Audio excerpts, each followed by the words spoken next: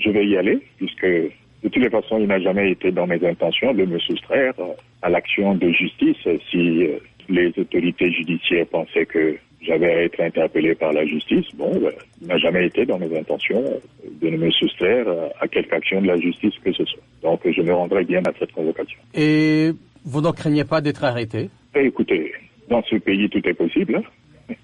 Dans ce pays, tout est possible. Et quand vous voyez depuis le 9 février jusqu'à présent ce à quoi j'ai été soumis, je ne serai plus étonné par quoi que ce soit. Ça fait quand même plus de 70 jours. Je suis assigné à résidence sans que cela ne m'ait été notifié. Pendant pratiquement un mois, on a interdit que je puisse m'approvisionner en vivres. Je ne sais pas où j'ai vu des choses comme ça se passer. Je trouve ça tout à fait insolite. Donc, je ne suis plus à une surprise près. Ils sont capables de faire ce qu'ils veulent, puisque, au moins, je considère que je suis victime de l'arbitraire. Ce n'est pas possible qu'on puisse traiter quelqu'un de cette manière.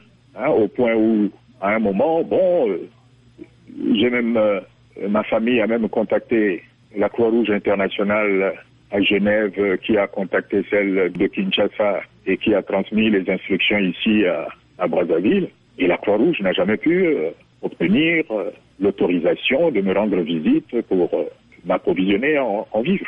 Alors, on est dans quel pays? Donc, moi, je ne suis pas du tout surpris par ce qu'il pourrait faire.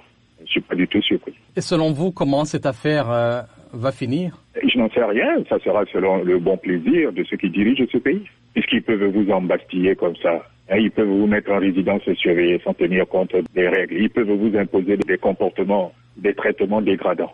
Donc, ils sont capables de tout. Écoutez, moi, la seule chose qui m'intéresse, c'est que, les médias comme les vôtres soient au courant de ce qui se passe ici. Ma petite personne ne compte pas. Et qu'au moins, l'opinion nationale et l'opinion internationale découvrent ce qui se passe ici au Congo. Et qui était jusqu'à présent peut-être méconnu. Et que, à la faveur de ce scrutin, le monde entier sait désormais ce qui se passe ici au Congo. Donc, en quelque chose, malheur est bon. Votre collègue opposant Paulin Makaya était devant la barre ce lundi. Quelle est votre réaction par rapport à son procès? Écoutez, moi, je vous dis, ça va faire plus de 70 jours que je ne suis en contact avec rien. Si je devais me prononcer sur la question que vous me posez, ce serait sur la base des supputations et je ne savais même pas qu'il était à la barre. Vous voyez, parce que, là où je suis reclus, je n'ai pas d'informations tout à fait fiables pour me permettre de faire une analyse. J'ai vu les faits en ce qui me concerne directement. Voilà. Ce qui s'est passé, j'imagine aussi qu'il s'agit d'un leader politique. Et d'après ce que je sais, je n'étais pas encore ici lorsqu'il avait été arrêté. Il me semble qu'il voulait manifester, ce qui est le droit, qui est reconnu par nos lois ici. Et puis on lui a mis sur le dos un certain nombre de choses qui l'ont amené en prison. Oui, c'est tout ce que je peux vous dire. Mais je ne sais pas comment ça s'est passé. Est-ce qu'il était à l'audience? Comment ça s'est passé? Quel est le chef d'accusation précis? Je ne le sais pas. Ça vous donne là, même si vous êtes loin d'ici, ça vous donne quand même une certaine idée de la manière dont la justice fonctionne dans notre pays. Est-ce que vous envisagez à composer avec le président Sassou ou vous êtes prêt à continuer votre combat, à aller jusqu'au bout? Écoutez, moi, cette question-là me surprend chaque fois qu'on me pose la question de savoir. Moi, j'étais candidat. Dès le premier jour où j'ai commencé à faire la campagne, j'ai dénoncé la manière dont le scrutin était organisé. Je n'ai pas été le seul à dénoncer la manière dont le scrutin était organisé, puisqu'il y a des organisations internationales dont la compétence et l'expertise en la matière sont connues, et qui ont trouvé que ce scrutin n'était pas, avant même qu'on ne l'organise, le scrutin n'était pas bien organisé. C'était aux autorités de ce pays de tenir compte de cela. Et avant même que je vienne dans cette arène de l'extérieur, je savais que il y avait eu beaucoup de débats ici sur la question de la transparence des futures élections. Le gouvernement n'en a pas tenu compte. Ensuite, on nous a reproché, on nous a dit, oui, mais vous savez que les résultats seront biaisés. Pourquoi vous allez? J'ai dit justement, ça nous donnera un espace de débat et qui nous permettra de dénoncer un certain nombre de choses. Et puis, il y a eu les résultats, les élections, contrairement à ce que les gens pouvaient penser.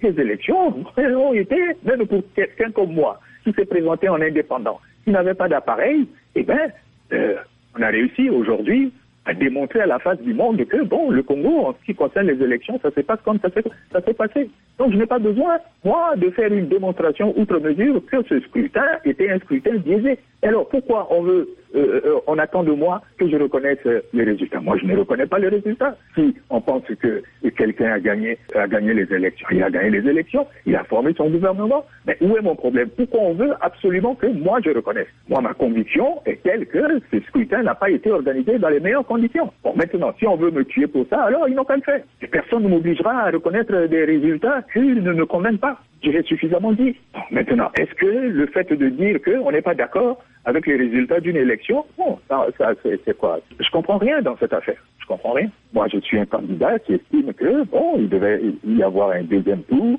et que ce deuxième tour a été falsifié parce que, bon, la commission a été une commission inférieure. Voilà. Je suis pour que le pays ne soit pas bloqué.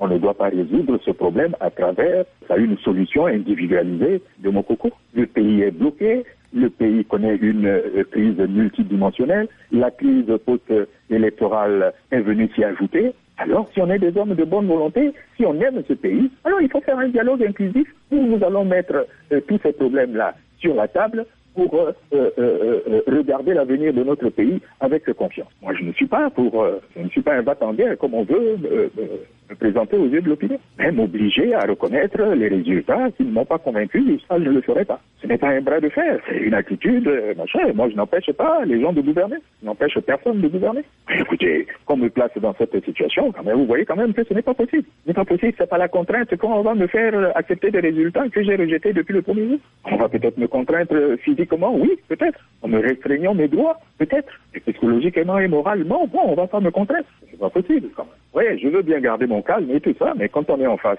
des aberrations comme ça, bon, écoutez, on peut perdre son calme. Hein. C'est tout ce que je peux vous dire. Moi, je ne suis dans un bras de fer avec personne. Je constate que la situation dans laquelle on m'a placé, elle est totalement illégale.